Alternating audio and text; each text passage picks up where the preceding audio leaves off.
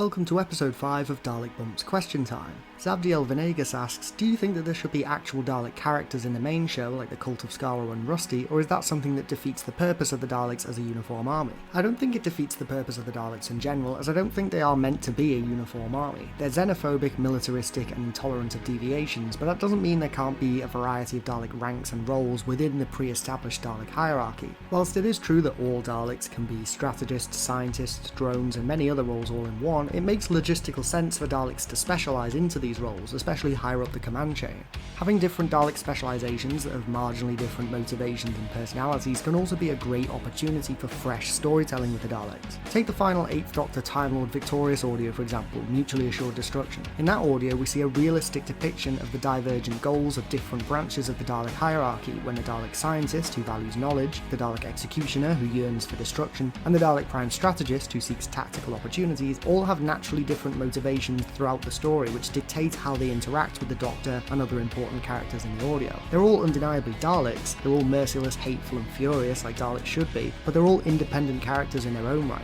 Doctor Who needs more Daleks like these, and the Daleks of the Cult of Skaro, they're a great example. Matthew Hinchcliffe asks, what happened to the Dalek Supreme that got stranded on Spyridon? And why do Dalek mutants look different throughout Doctor Who?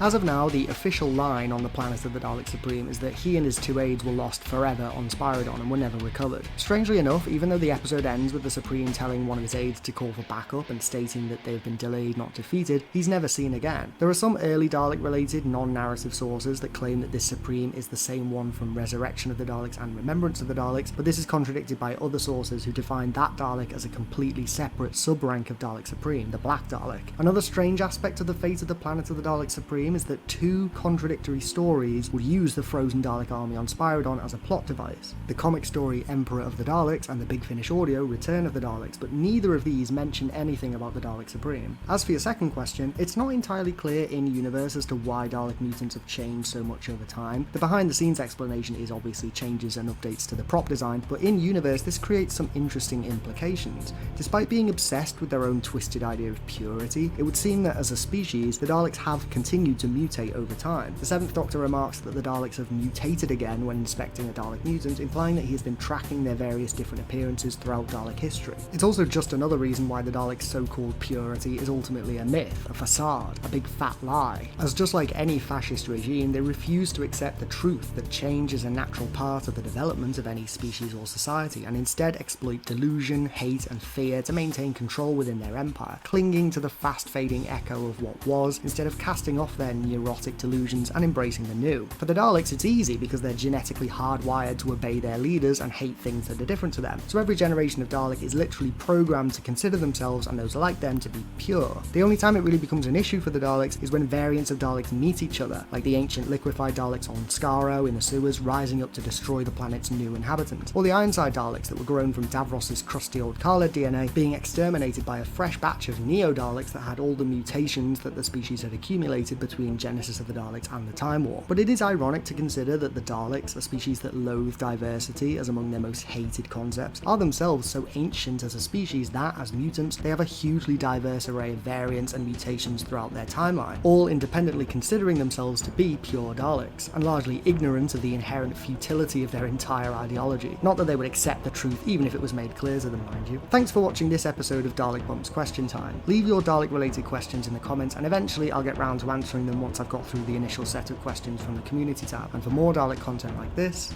don't forget to click below to subscribe to Dalek Bumps.